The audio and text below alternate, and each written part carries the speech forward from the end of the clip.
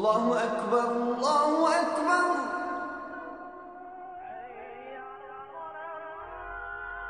Allahu Akbar,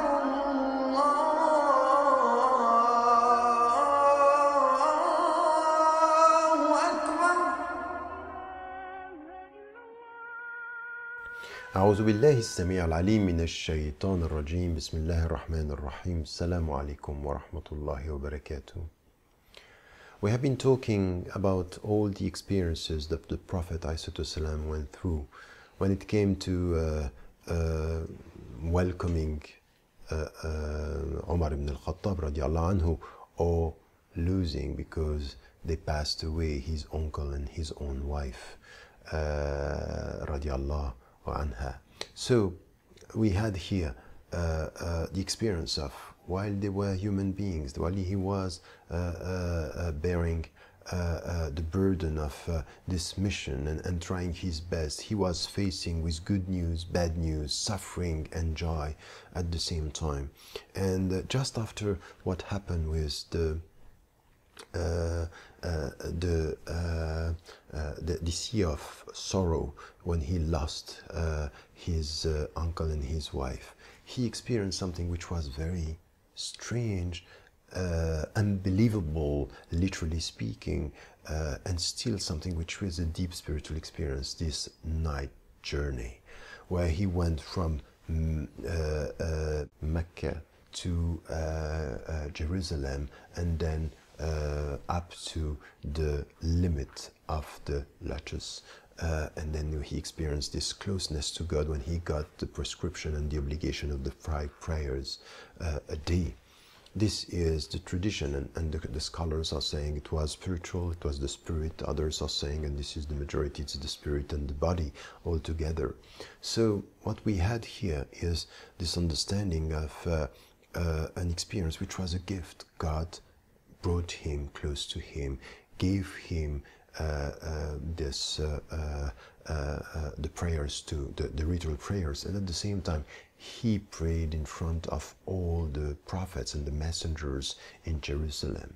So this was an experience where he was given something which was a privilege, while at the same time what we got from the communities, people saying, oh, he's crazy. Hani who even told him, don't say this, don't speak about it, and the Prophet, peace be upon him, said, no, I'm going to say it.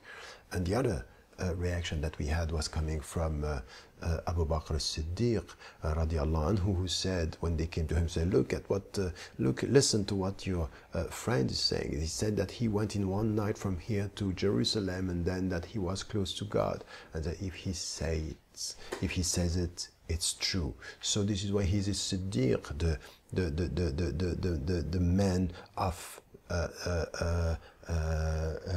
righteousness, of truth. That is, when something is said, he believed that this is true because this is coming from the Prophet ﷺ.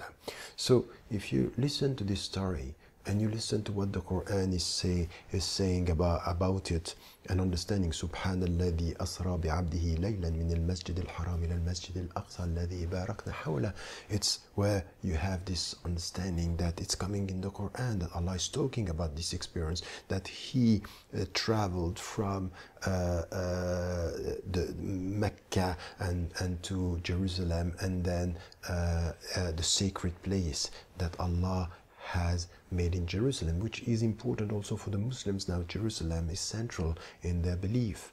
Now, having said that, and understanding this night journey, it's where the spiritual life, it's important, because at the end what we need to understand is that our life is a journey.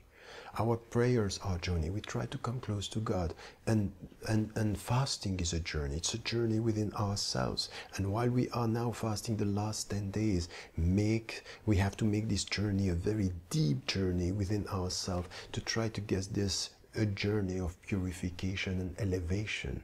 And if all the people around us don't see it, because physically there is no elevation, we know from within that everything we do with the right intention is elevation, close to God, close to Him, close to His love, insha'Allah.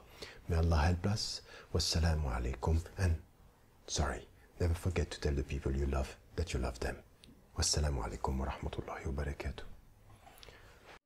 لا